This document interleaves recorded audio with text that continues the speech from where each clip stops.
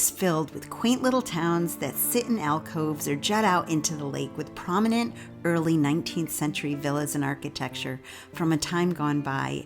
And last time I highlighted Menaggio, just across the lake, is another fantastic town, Varenna.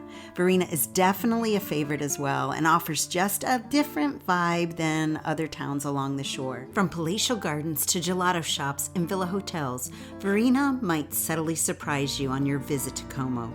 Varenna is known for being the more laid-back town next to the glitz and glamour of nearby Bellagio. So if you're looking for a more chill experience, Varenna might be a better fit for you.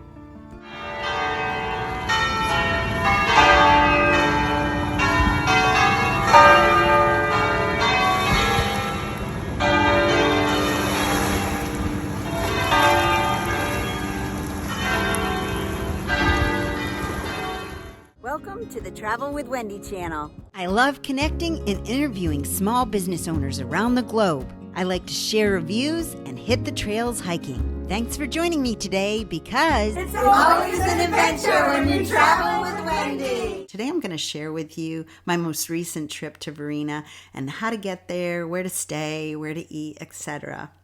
So located on Como's eastern shore, you can arrive by boat, with a car, or by foot. Or you can drive straight to Varenna. And if you do, just remember that coming down the roads from Germany, Google Maps or Waze will most likely bring you through the Bernina Pass. It is something else, I tell you. One time John and I took it and the switchbacks were so sharp and narrow. And the only thing on the road were sheep and goats and our car. You can also arrive to Varenna by train, and this is a great way to arrive because you can come from Milan. It's just about an hour by train from Milan, and it's 11 euros one way. My first travel tip is where to stay. Varenna has all different types of accommodations. You won't find a chain hotel in Como, but you might find an elegant boutique hotel or a renovated 19th century villa. One time that we stayed at the Hotel Albergo Beretta. This hotel is located just off the main road in Varenna, making it a perfect overnight in Como. It's very close to the marina and within walking distance of all the restaurants. Our room was modern and clean, and I really liked our balcony. It's affordable, and it had a very nice small breakfast, and the coffee was good too. On another visit, John and I stayed at the Albergo Milano for a romantic weekend getaway. This historic hotel has amazing views. We loved our room with the balcony. The views of the lake are really beautiful and breathtaking.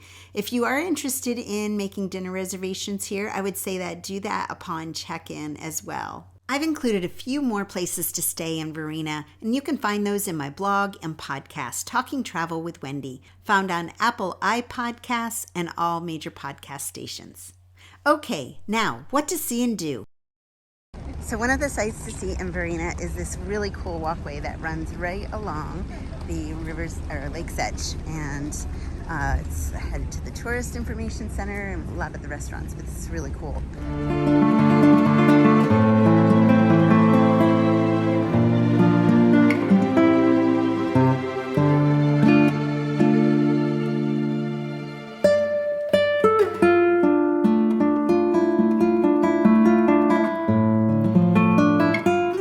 Signs for the Greenway Patriarchi are all over town. It will lead you along the harbor and the eastern shore. And this September, Varenna was especially busy. I don't think I've ever seen it as busy with tourist season as I had this year. However, I do think it is COVID rebound, and it should probably settle down within the next year or two. The historical town of Varenna is filled with palatial gardens, and the first one we visited was the Villa Garden Cipressi. The villa and a series of buildings and gardens were built between the 1400s and 1800s and transferred hands many times. Today it is a historical and botanical peaceful gem that we thoroughly enjoyed relaxing in and walking around. The hotel and resort is also a host for many weddings and special events, and the gardens and lake are incredible backdrops of elegance and design of flora and fauna.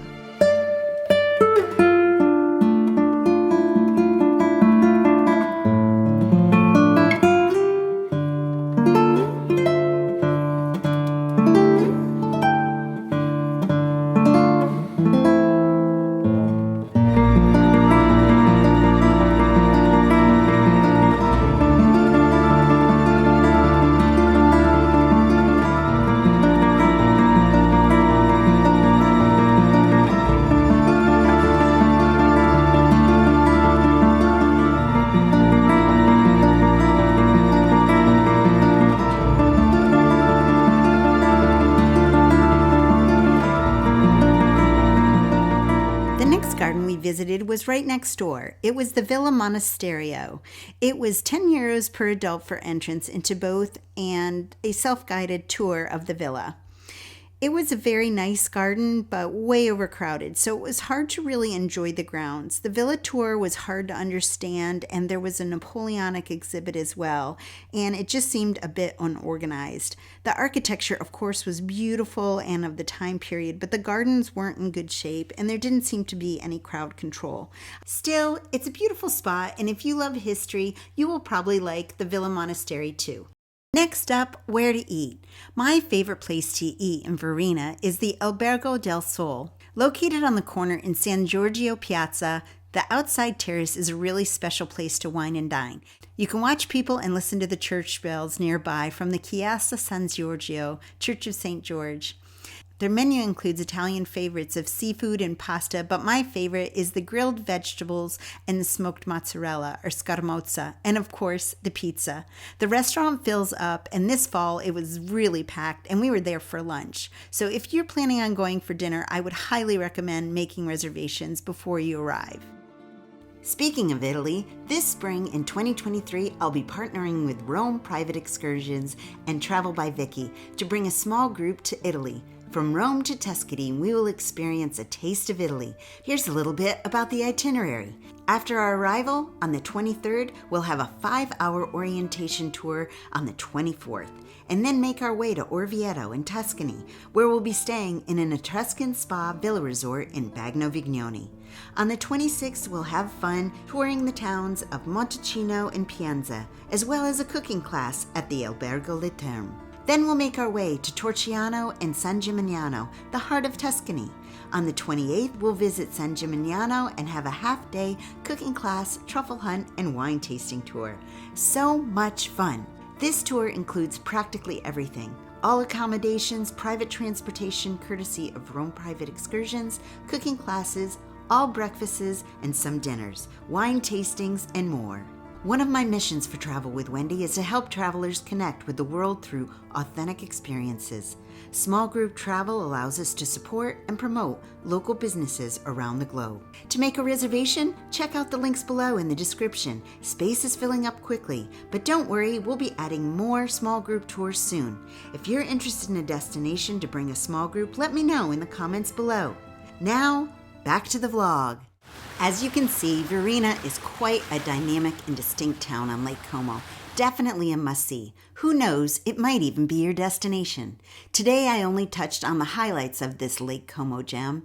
Have you been? What do you think? What else would you add to this vlog? Thanks for watching. I'll be doing a lot of travel in 2023, Hawaii, the Caribbean, Ireland, a river cruise along the Danube, and of course Italy, not to mention a few other places. So be sure to follow the journey because remember, it's always an adventure when you travel with Wendy. Ciao!